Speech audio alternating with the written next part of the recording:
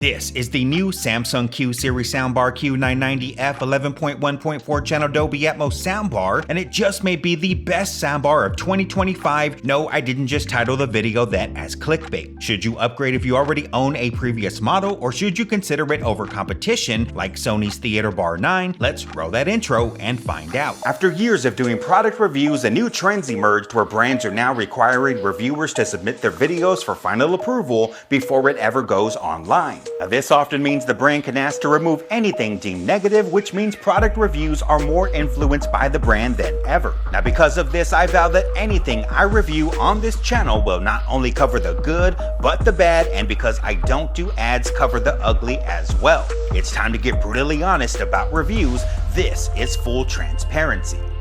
Brutally honest review. That's right, this is a brutally honest review, and because my videos are not sponsored, that means I have to pay out of pocket to keep this channel going. So if you find this video helpful, consider using my links. If we can grow this channel big enough, I'll even start giving away what I review to you.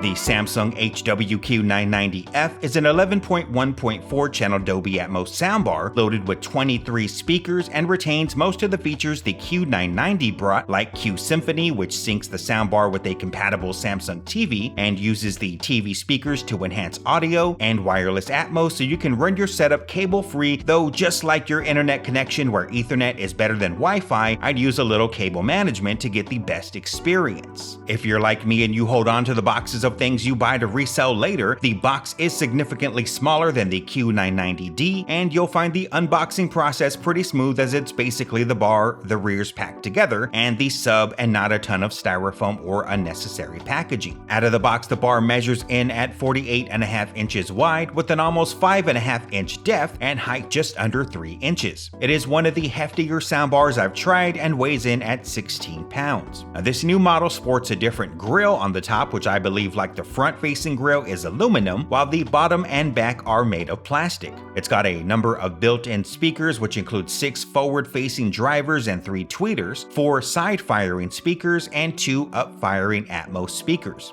On the back, it's got 2 HDMI 2.1 inputs and an HDMI 2.1 with eARC, so you can expect 4K 120Hz compatibility and an optical port, though keep in mind Dolby Atmos signals cannot transmit through optical. You'll want to stick to those HDMIs for that. The rear speakers sit at a height just under 8 inches, with a 5.5 inch depth and width just over 5 inches, and weigh in at 7.5 pounds, and come equipped with a front-facing speaker, a side-facing speaker, and an Atmos up-firing driver on each speaker. And finally, the big thing that's changed, the new subwoofer, which has dual opposing 8-inch woofers and has a height, width, and depth just under 10 inches, sitting a little over 18 pounds. With its new AI-optimized bass performance, can a smaller sub be better? More on that in a bit. Once powered up, you'll find a few more features from previous models like Adaptive Sound, which changes audio settings based on the content you're watching, and Game Mode Pro, which optimizes 3D sound for gaming. And a few enhancements include Active Voice Amplifier Pro, which is basically a dialogue enhancer, though I never felt like I needed to turn it on because clarity was never an issue, and SpaceFit Sound Pro Plus, which automatically calibrates the soundbar to your environment using built-in sensors to analyze your space, a super useful feature for those who aren't tech savvy and just want to get up and running. A quick note about how I set up this soundbar, and this applies to every soundbar, not just the Q990F. I could have set up in my living room where I have more space and acoustic panels and curtains covering the walls, but I found that with these Atmos soundbars that rely on reflections to bounce sound back at you and create that bubble, you really don't want treatment on the side walls that will absorb what these side-firing speakers put out. So I set up in my bedroom, which has nothing on the walls, and immediately noticed a difference, not only in the side reflections, but with the Atmos reflection as well. So while I would normally recommend acoustic treatment when sound is firing directly at you from a speaker, when it comes to bouncing sound, less is more, just something to keep in mind.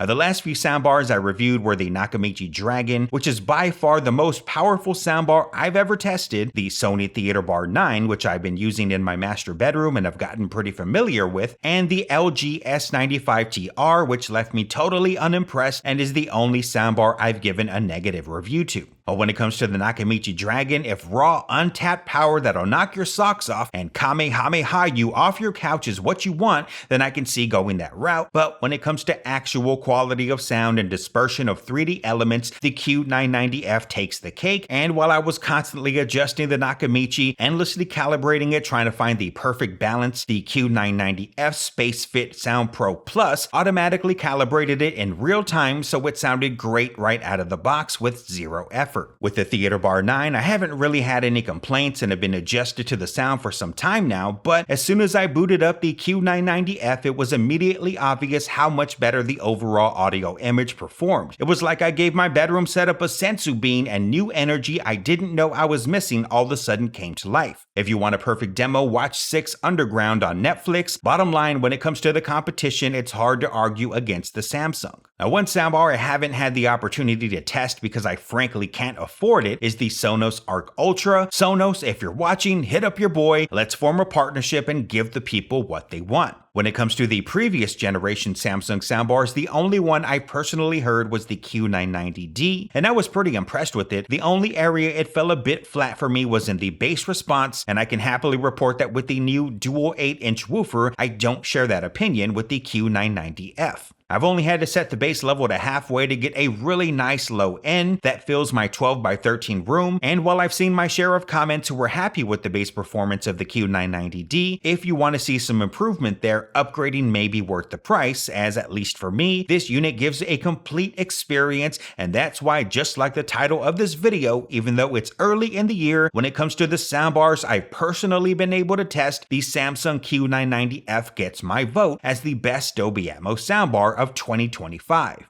at least for now.